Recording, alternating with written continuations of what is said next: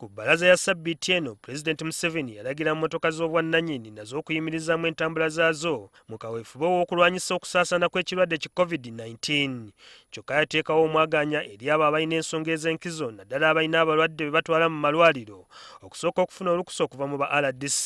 Wabula embeera eno eviiriddeko abantu okuli abalina abalwadde n'abakyala abasulirira okuzaala okutandika okweyiwako ofiisi z'aba RDC okusaba olukkusa batambuze abantu baabwe.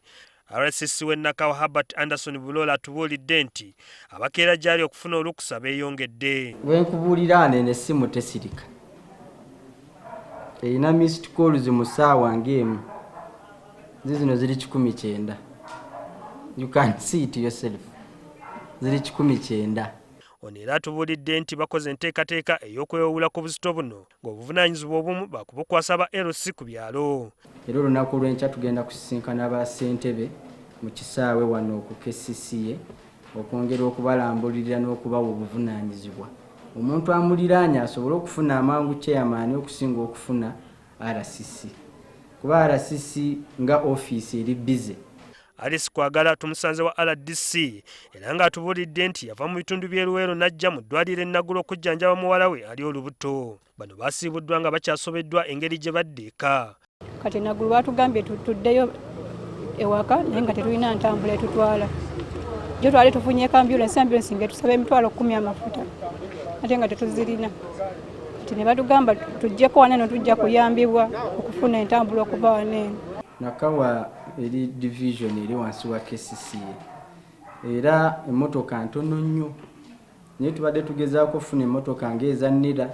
Tawade tumanyi tujja kusaba omulamuzi emmotoka naye amakooti gakyatambula tosobola mujjako mmotoka.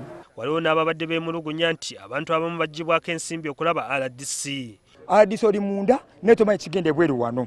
Tomanyi kigenda ebweru abantu balimu bajjako ne ssente okubanga eno service free of charge. Kyekisuubira President Boto kyayogeddeko. Obuzibu obuliwo nga bw'olaba ndi munda. Ekiri ebweru sikola ki. Kati abaana abamu baba bagezi. Yue Kasangati mu district y'e Wakiso abaayo balabusemango ne bawemukira abantu ababadde batandise okubasolozaamu ssente okubasobozesa okulaba RDC. Emirimu gye tukolera wano tugiweereza bannayuganda ku bwereere.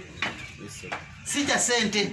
Twawawo omuntu akulimba nti mpaayo ngenda kuyisaako kubanga sijakkiriza muntu yenna okusukka mu layini gy'abaddemu. Amyuka RDC w'e Wakiso Justin Mbabazi atubuulidde nti wadde ng'alina abantu bangi ab'okukolako obuweereza bwe bwa bwereere. Abagezi bangi abadde basobola okifuula ennenge ne bagamba ate documents zino tuzitunda. Tetuzitunda free services z'abannayuganda wali muntu yenna akkirizibwa kusaba muntu yenna ssente.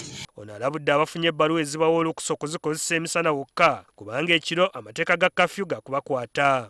Kubanga okuva ssaawa emu okutuusa ssaawa 12 eyo document etukkiriza gikozesa okuggyako oyekka abafunye emergency oboolya nga omukyalo olubuto olumukutte kino ekiwandiiko kimuyamba naye okuva ssaawa emu tetukkiriza abantu ate kutambula kiro kubanga Pulezidenti yabagamba abantu okuva ssaawa emu babeere mu mayumba gaabwe. Mu kiseera kino embeera bw'eti bweyimiridde wano ku ofiisi ya RCC e Nakawa naye nga okwetooloola eggwanga lyonna ofiisi z'aba RDC zirina omujjuzo gw'abantu abajja okusaba amabaluwa nga bagamba nti no baagala kutambuza abantu baabwe abalwadde naye tutegeezeddwa nti nno abamu ku bano ddala baba balimba nga baagala kutambula ngendo zaabwe.